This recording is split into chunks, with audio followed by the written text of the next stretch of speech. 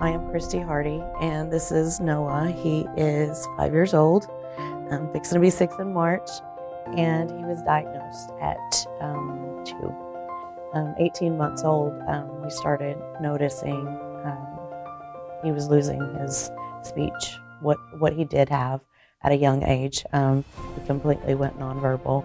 One of our therapists had recommended Elijah's retreat to us, and we decided it was a good thing for us. And we went, and it's pretty much changed our lives. What Elijah's retreat means to me is basically that I can breathe. From the second that you turn in the driveway, all your worries just stay at the gate. Your work, your worries, your concerns, the change that he's had since he's been in Elijah's retreat, and the joy that has come to our family. And we're so blessed to be there and the families that we meet. So it's just a blessing, and I wouldn't change it for the world. And I love you guys so very much. If he wants to have a meltdown, he's got a room he can go to, and he can do that. I'm not going to get judged. I'm not going to have someone tell me, you know, oh my gosh, what's wrong with him? I don't get any of that. And that's something that I will cherish forever, because it's just a sense of relief. I can breathe.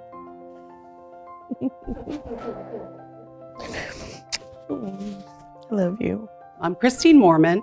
I have 2 children, Jameson, who is 14, who is on the spectrum, and then I have a neurotypical, almost 10-year-old, who is Madeline, and then, of course, their dad, Trey. And Jameson was diagnosed really at 10 is when we got an official diagnosis. So I really did have to hover and just make sure to keep him and the kids around him safe. And it was stressful.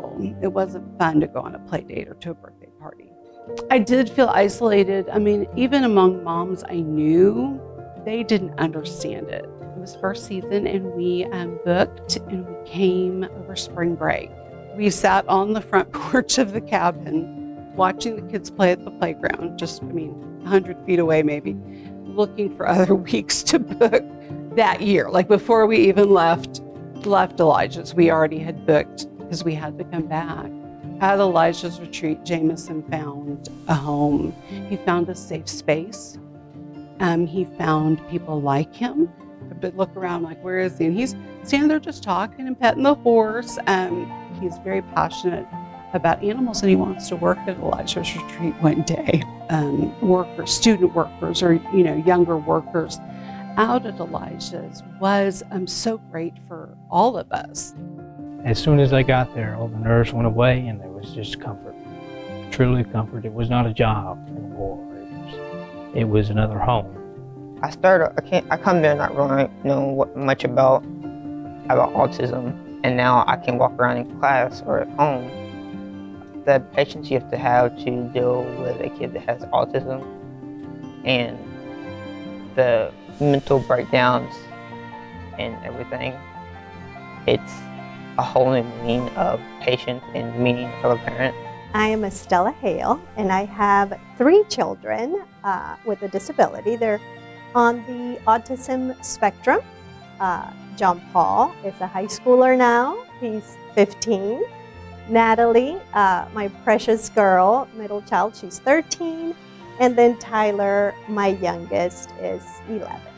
When Tyler was diagnosed, then it was like, bomb went off.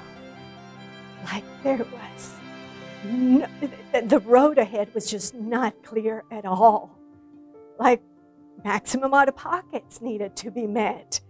Therapies were different according to their different level of disabilities. And it was just very, very difficult.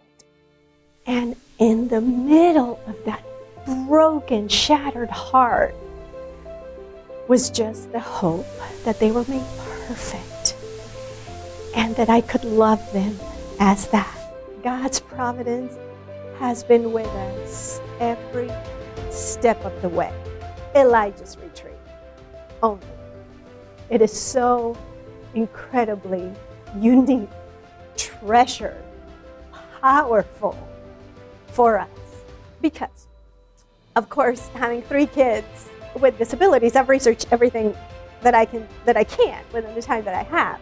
So of course there's places where I as a mom can go and take respite. Yes, there are places, though they're incredibly expensive, but there are special needs camps where the kids can go. But Elijah's retreat is where we all can go. It is where our mission to continue to connect with them is accomplished. It is a retreat, but at the same time, we're still accomplishing our goals, the connectedness and the unity of family. It took 3 of us to put her up in that horse. She did not know what she was feeling. She started with agitated vocals, and I recognize those agitated vocals. The 2 ladies around me, like, we got her, we're gonna do this. And so I think that also kind of gave me the little stamina, the little booster shot to say, yeah, we're gonna do this. And so she gets on there, agitated vocals, we have her all around. And then the horse starts to walk and the agitated vocals subside. And then she starts with her happy vocals. And then she starts with her happy vocals and she moves her hands away. And she just wants to be in that horse. And it was such a gift to give her. And even when we came down, she went over to kiss me, and she I hit the fence because she was just kissing me, and she was so happy. Whenever someone asks me, where do I need to go when I feel isolated or hurt? I'll tell them, there's this place over in Jacksonville called Elijah's Retreat, and you go there and all the negativities, all the worries, all the stress, it just goes away because you're welcomed by these lovely people that care a great deal for you and for what makes you you.